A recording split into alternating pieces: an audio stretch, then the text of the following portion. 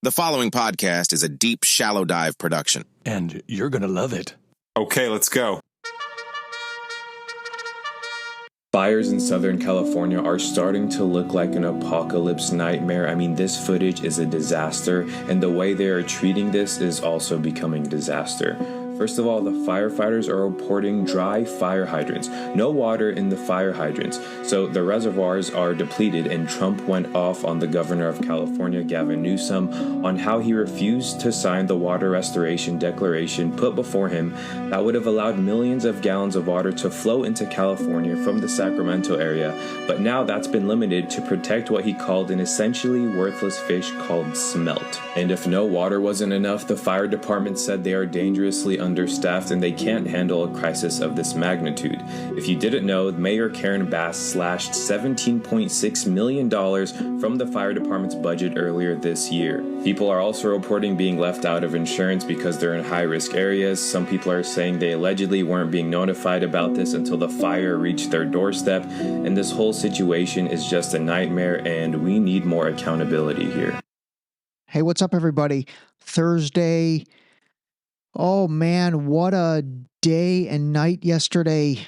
Totally kind of reshuffled this podcast a little. I had recorded one, but I kind of needed to bring this to the forefront because if you're not aware, and who knows, maybe you're not, unbelievable fires ignited yesterday, basically Wednesday, and it got really serious all of the sudden at like 6 o'clock last night. Now, I think the various fires started at slightly different times, although they seem to all pop up together, which is super weird to me, but I'll kind of get into that in a second. Anyway, long story short, if you have not kind of seen this, a lot of Southern California, primarily Los Angeles County, is dealing with like unbelievable fires. Like the severity and just the intensity of these fires, they're just different. It's different. And again, I'll talk about that in a little bit. Let me kind of get the straight, I guess, actualities out first. But for anybody that knows the Pacific Palisades, which is really one of the nicest communities in Los Angeles, one of the nicest suburbs of, greater Los Angeles, it's really probably an area of Southern California and of Los Angeles that's kind of the most normal and probably resembles, more of nice suburbs in the Midwest. It's just, great place for families, great place for kids, great school systems, ridiculously expensive. And it is like practically gone. And I'm not even kidding. So anybody that knows the Pacific Palisades, you probably would know Santa Monica better than the Pacific Palisades just because it's a little more famous. But think about if the city and suburb of Santa Monica was gone. I mean, there are reports of thousands of homes that got burned last night. And this fire was just unreal. Like it was unreal at the intensity of it. And it reminded me of the Maui fires from, I don't know, when was that? A year ago, maybe a year and a half ago. Remember those fires in Maui where like the cars looked like it was a nuclear bomb dropped on the neighborhood? I mean, that's what Pacific Palisades looks like. It's not like looking like it's burned. You know what I mean? It looks like it's like decimated via an apocalyptic nuclear attack or something. Like it's just disintegrated practically. Like it is unbelievable. I literally was up until probably 2 o'clock in the morning last night, just trying to follow the story and, posted some things on the Deep Shallow Dive Instagram page and even on my own personal page through the stories and all that, just to kind of, keep people up to speed because not everybody is following things as closely these days. And so anyway, just an incredibly unfortunate situation. And I don't know, man. I don't know. I think this is, I mean, I said it the other day. I literally did. I said the other day, I don't think it's going to be smooth sailing. Now, a lot of you are like, well, this is a natural disaster. It's a fire, Ray. You can't like blame this on anything. I don't know, man. I don't know. Can you or can you not? Like, there's just doesn't make sense. And let me tell you some of the things that this is incredibly sinister, okay? Unbelievably sinister. But let me share some things that have taken place over the last year. All right, so several months ago, it was reported in Fortune magazine, among all other places, 17,000 Californians are about to lose their fire insurance. This was August 27th, 2024. So what is that, 5 months ago? So 5 months ago, 17,000 Californians lost their fire insurance. It says thousands of Californians had their fire insurance portion canceled. California wildfires have burned more than 832,000 acres so far this year. So the news that any insurer is ending fire insurance coverage is jarring for homeowners in the state. So think about it. Back in, let's say, late August, these insurance companies basically cancel everybody's fire insurance, right? It says Liberty Mutual, Allstate, and State Farm were among the largest insurers to cancel policies. Insurance companies claimed they can, quote, no longer afford the risk as wildfires continue to increase in California. All right, and then basically starting in March of last year and continuing all throughout the year, California's insurance crisis is spiraling out of control. And this is from Newsweek. And basically, insurance carriers started pulling out of California. Here's an example. American National, a private insurer headquartered in Texas, has informed the California Department of Insurance that it will stop offering homeowners insurance policies by this fall and will begin sending non-renewal notices to customers as early as August, Insurance Business reported. American National is the latest in a series of private insurers operating in California that have announced intentions to leave the state or cease offering new policies because of the rising costs and decreasing profits. Before the Texas insurer, State Farm, Allstate, and Farmers paused new policies in the state and set new caps on them, affecting millions of existing customers. So basically, most of last year, couched under profitability concerns, these companies all, started pulling out of California or stopping insuring new customers, or most importantly, and what's affecting this current situation is, changing the insurance of the existing ones to remove fire policies. So here's the second thing that's come to light. So over the last several months, the new mayor of Los Angeles, Karen Bass, who's terrible, absolutely terrible, she cut the fire department's budget by $17.6 million. So basically, I don't know what percentage that is. I have to imagine the fire department's budget's got to be much more than that, hopefully. But still, $17.6 million of cutting the fire department's budget obviously needs explaining. And so Karen Bass, when this broke out, I guess yesterday, was in Ghana on, I don't know if it was vacation or whatever, but anyway, she ended up coming back to just a absolute, oh my God, I can't even make this joke, firestorm. But listen to this interview. She doesn't even answer. Do you regret cutting the fire department budget by millions of dollars, Madam Mayor? Have you nothing to say today? Have you absolutely nothing to say to the citizens today? Elon Musk says that you're utterly incompetent. Are you considering your position? All right, even though I like this reporter in the line of questioning, dude, there's fucking Elon Musk again. Dude is seriously everywhere. It's weirding me out. Madam Mayor, have you absolutely nothing to say to the citizens today who are dealing with this disaster? No apology for them? Do you think you should have been visiting Ghana while this was unfolding back home? Madam Mayor, let me ask you just again, have you anything to say to the citizens today as you return? No. They're going to come. Madam Mayor, just a few words for the citizens today as you return to deal with the catastrophe. Okay, that was like a 5-minute segment. I cut out all the pauses. I mean, it was awkward. There were just, you've got this guy literally in her face asking her question after question after question after question, as you heard, and she's just not even answering. All right, let me hear what the rest of them, or what they recapped it with.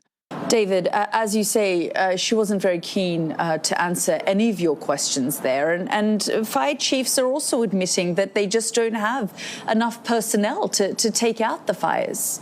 Yeah, they're fighting all sorts of challenges. They're talking about a water shortage. There are reports of fire hydrant failures. They've been unable to use firefighting aircraft for much of the day due to the smoke that is billowing ominously from the hills where the wildfires are raging. And I suppose despite that political storm, this is, of course, at its heart, a human story, because we've now 80,000 people evacuated. Tens of thousands of others are on standby to be evacuated. All right, let me cut it there, and let me make a couple points. One is there's also the fire hydrants didn't have water in them. Like, are you kidding me? And again, this is the Pacific Palisades, where the average home is probably like $2.5 million.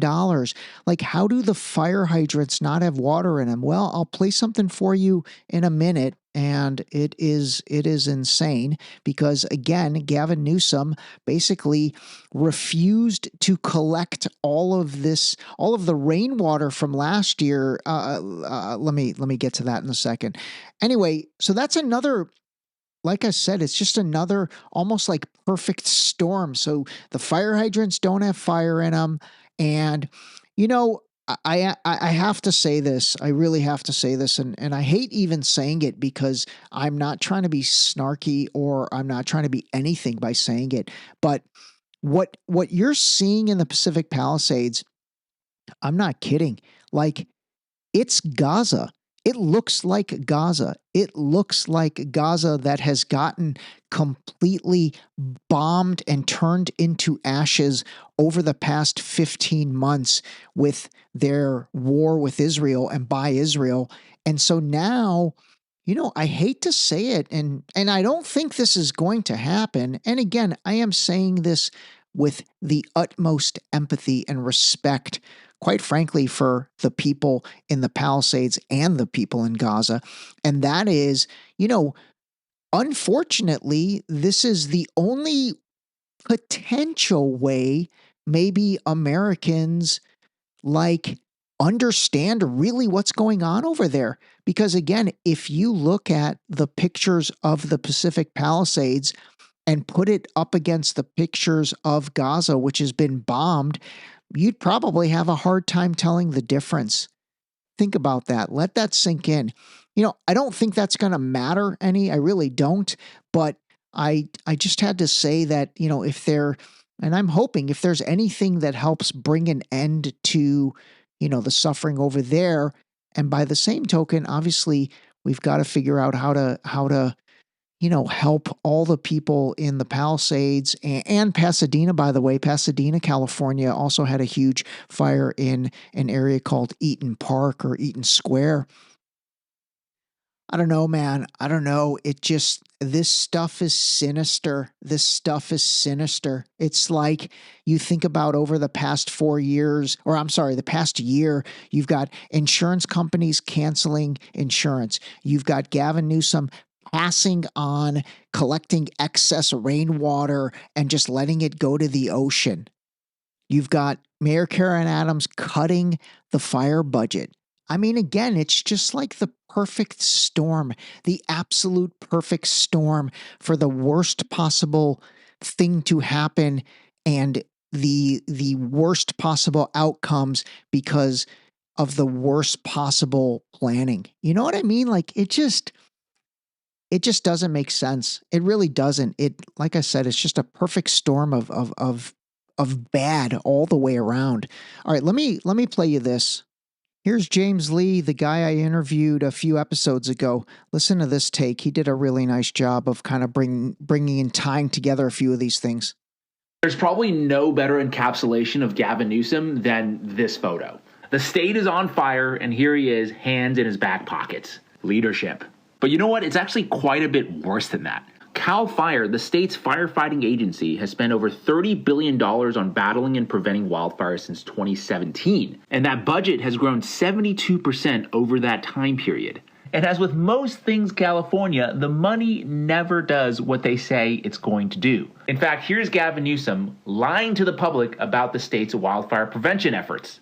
An investigation from CAP Radio and NPR's California newsroom found the governor has misrepresented his accomplishments and even disinvested in wildfire prevention. I wish you could see the video, but basically he's reading an NPR, news story. For those of you that, believe and swear by, I guess, vetted media, it doesn't get much more vetted than NPR.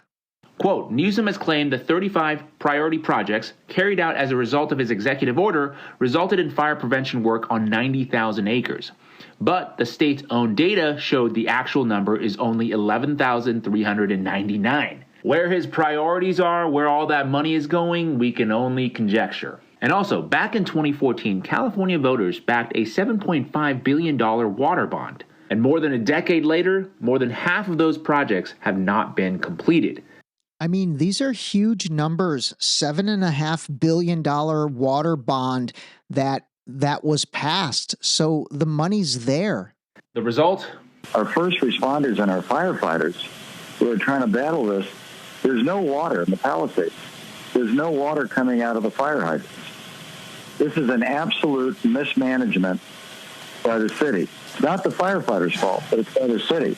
Yeah, no water. Finally, to add insult to injury, LA's Mayor Karen Bass is out of the country on a trip to Ghana. I don't know why a city mayor would need to be doing ambassador type work, but here we are. I think it's time for better and more honest leadership in California.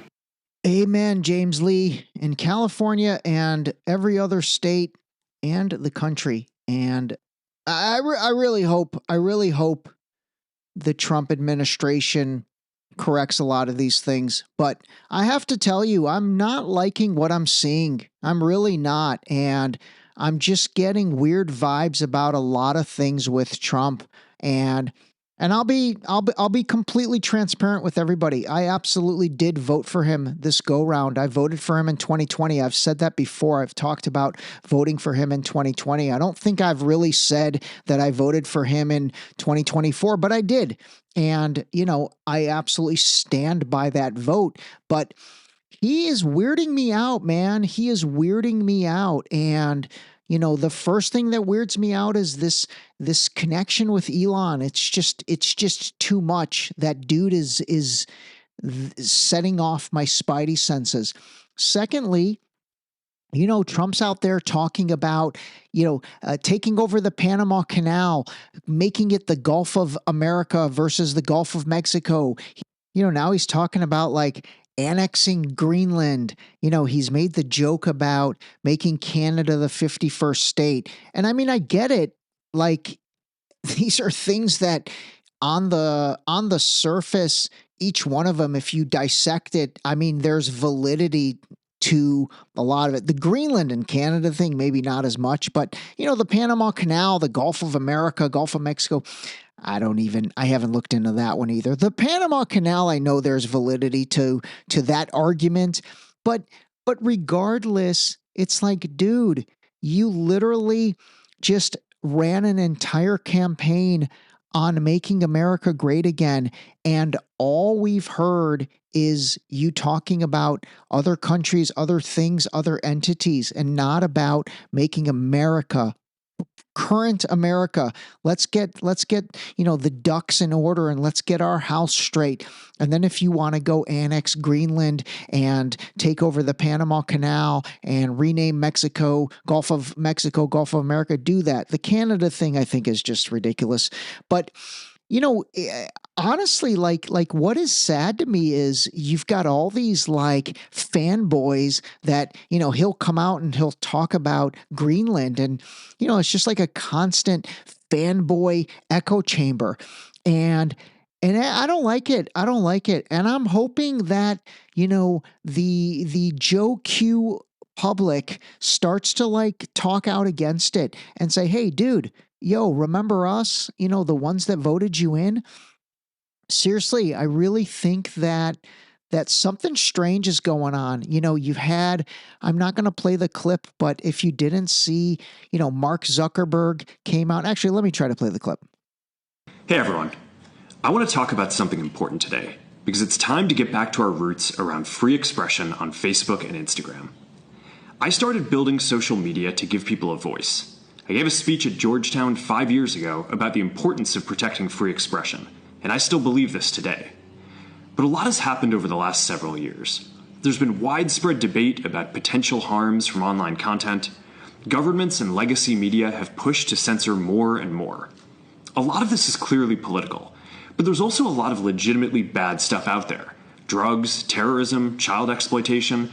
These are things that we take very seriously, and I want to make sure that we handle responsibly. So we built a lot of complex systems to moderate content. But the problem with complex systems is they make mistakes. Even if they accidentally censor just 1% of posts, that's millions of people. And we've reached a point where it's just too many mistakes and too much censorship. The recent elections also feel like a cultural tipping point towards once again prioritizing speech. So we're going to get back to our roots and focus on reducing mistakes, simplifying our policies, and restoring free expression on our platforms. More specifically, here's what we're going to do. First, we're going to get rid of fact checkers and replace them with community notes similar to X, starting in the US. After Trump first got elected in 2016, the legacy media wrote nonstop about how misinformation was a threat to democracy. We tried in good faith to address those concerns without becoming the arbiters of truth. But the fact checkers have just been too politically biased and have destroyed more trust than they've created, especially in the US. Okay, holy mackerel. He goes on for 3 more minutes. I don't want to play you 3 more minutes of that. But basically, I mean, seriously, think about the unbelievable flip-flop that just happened. You know, Facebook and Zuckerberg himself went from completely just kowtowing to, is that the word? Kowtowing? I'm not talking about cow tipping. Kowtowing? Is that a word? Yes, kowtowing, an idiom that means to act as if you're kneeling and touching your forehead to the ground in a sign of respect, worship, or homage. So he basically did that in respect, worship, and homage to the Biden administration to do whatever they said in order to, you know, censor all the things about COVID, all the things about the vaccine, or people that had issues with the vaccine or had questions with the vaccine. How about that? Even questions with the vaccine. And then same thing with censoring, you know, pro-Trump content. Like, it's insane to me that he literally just completely flip-flopped to the Trump administration. And I mean, honestly, I actually think it's the right thing. They never should have censored any of that stuff that they did, but it blows me away how easy that was for a corporation the size of Facebook to make a change. And so I think the takeaway you have to take from that is, should corporations the size of Facebook, with the clout of Facebook and the scale of Facebook, and quite frankly, with the role that Facebook plays in all of our lives, Facebook and Instagram, in terms of, you know, accessing information, seeing information, and quite frankly, getting information, you know, they should not be basically a tool of whatever administration. So if you really think about what's happened, is he basically did whatever the Biden administration wants, and now he's doing whatever the Trump administration wants. Now, I do think in terms of, you know, getting rid of all these filters, all these censors, I mean, I felt it myself with Deep Shallow Dive Instagram page going in Instagram jail for 90 days, and that really stunted, you know, the growth and almost caused negative growth. You know, so obviously I support what he's doing, but I think the fact that he's doing it and basically pretty much now is aligning himself with whatever administration. What happens in 2028? What if it's a reversion back in 2028? Are they going to basically say, oh, now we've thought about it and it's been a little too much free speech and we're going to rein it in again? I don't think that's right. And honestly, the Zuckerberg thing is the beginning of, it's not the beginning. It's another thing that I'm seeing that makes me think, I don't know, there's something weird going on, man. There really is. And by the way, remember a year ago or 8 months ago, didn't Mark Zuckerberg and Elon Musk completely hate each other? And they were going to literally have a MMA fight. Remember that? They were talking about having an MMA or a boxing match. I think it was an MMA fight. They were literally going to fight. And Elon has always attacked Zuckerberg. It is very interesting. Ever since Zuck went and visited Trump at Mar-a-Lago, and I think Elon was there, you don't hear any criticism of Mark Zuckerberg from Elon Musk anymore. So what I'm telling you guys and what I'm seeing, and I'm going to develop it out a little bit more, but I think these guys are up to something. This billionaire oligarch class is putting their partisan politics aside. So no more left versus right, meaning Democrats versus Republicans, and they're all banding together. And I'm telling you, I'm seeing this war on terror. I really am. I'm going to play you some stuff next week to really, deep dive into this a little bit more. But I am seeing this war on terror as being the vehicle. And so think about COVID in 2020 as the vehicle to do whatever got done. And now I think moving forward, you can't go back to a virus. People won't put up with it. They're not going to obey masks, mandates, stay home, not do this, not do that. So you need something else. And I think it's going to be this war on terror. Oh, man. All right. Listen, let me play you one more thing, because on Friday, tomorrow, I am going to release the interview I did with a 17-year Army veteran and former captain, Josephine Gilbo. It was an amazing interview. It really was. We cut it a little bit short because she was in a super bad snowstorm, and I think it was affecting the internet connection. But make sure you listen to that. The video is also going to be on Spotify as well as YouTube. By the way, whenever I do interviews, those are video interviews that you can watch on Spotify if you guys listen here on Spotify, and then they're also available on YouTube. The reason I point that out for this one is she is dressed in her army uniform, and I love it. I mean, it's just different when you look at somebody in uniform. It really is. And she is a 17-year Army veteran who decided to retire from the Army because she couldn't put up with what we were doing 2 years ago in Ukraine. And then most recently, she is an unbelievable advocate and is getting a lot of notoriety for her stance on peace for the innocent civilians in Gaza. She's a super awesome person and gets very, very deep and very personal in this interview. So I highly recommend you guys, give that a listen on Friday or over the weekend or something. All right. So in that regard, let me play you this clip. This is literally how I discovered her on Instagram. This is her getting interviewed on a platform called TRT Worldwide, which is a huge, kind of like BBC global news network. And basically she's talking about how the bombings in Gaza have been just completely indiscriminate, where they could be absolutely surgical. We have technology that we can see exactly who's in these locations and buildings. So they're targeting and bombing homes, knowing who and how many children were actually inside. My name is Josephine Gilbo. I'm a 17-year Army veteran. I recently got out of the military last year. Having that background as an intelligence officer and understanding what defense actually is, I can see clearly that this is not self-defense. The civilian casualties is catastrophic.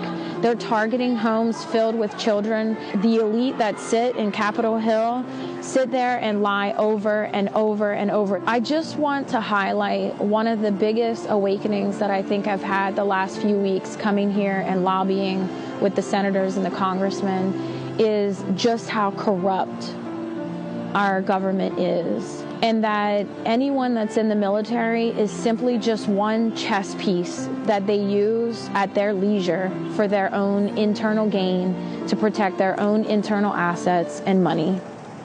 I mean, seriously, super powerful. That was her clip from, that other show. But like I said, she definitely gets unbelievably raw in our interview, which I totally appreciated. And more importantly, she really like drops knowledge, and she helps us understand, through the eyes of a 17-year Army intelligence officer's viewpoint of kind of the things that have gone on. And I think it'll be interesting for you guys. I really do. I think it'll be interesting. I mean, I'll be honest in saying she definitely kind of, feels the same way I do on certain things. And that made me feel great just because obviously, again, I mean, it's one thing for me to give you guys my take and really analyze things from my perspective. But obviously there's a lot more credibility, and I'm not ashamed to admit that, of, getting the perspective of a 17-year Army veteran. So anyway, I think you're really going to enjoy that episode. All right. Oh my God, I'm all worked up. Let me see if there's anything else I want to talk about. Oh my God, I've got to play this clip from my girl Candace Owens. Now, I'm not saying I necessarily agree with it, but she's basically talking about how many of our leaders are pedophiles, pretty much. Now, again, this is a little out there, so I'm not sure if I totally can agree with everybody she mentions, but I find her delivery hilarious in this. So give this a listen. Pedophiles are in power. Yes. They are literally in power. And that is intentional because then they can be controlled while they are in power.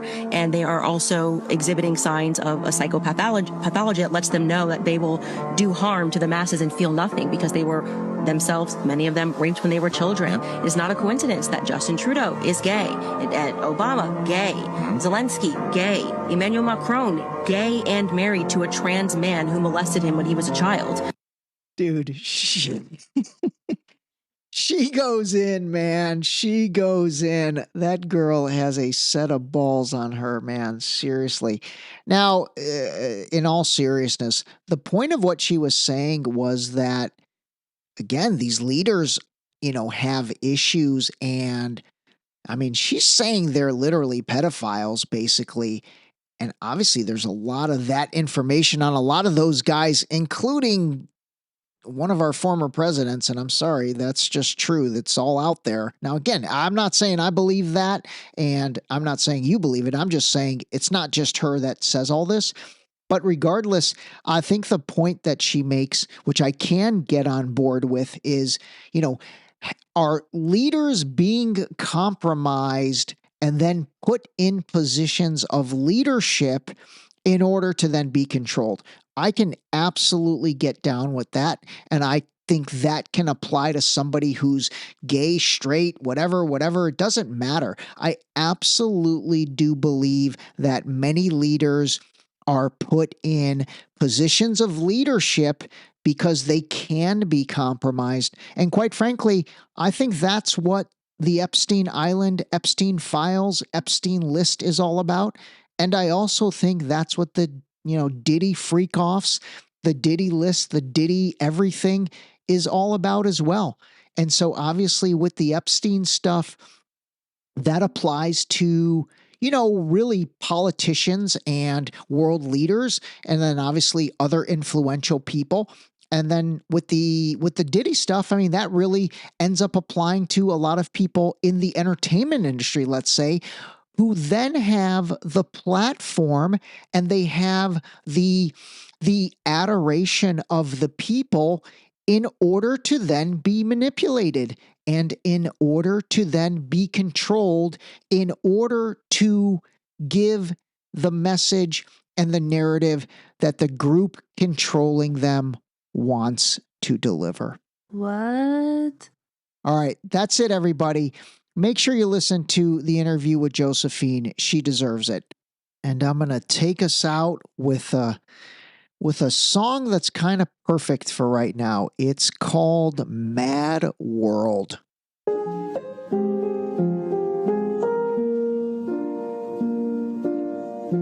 All around me are familiar faces, worn out places, worn out faces, bright and early for their daily races, going nowhere, going nowhere. Their tears are filling up their glasses, no expression, no expression. That was a great way to end it. This episode was brought to you by the new book, Deep Shallow Dive Into You, available now on Amazon and Barnes & Noble in hardcover and paperback. Don't forget to sign up for our new mailing list on our website at deepshallowdive.com.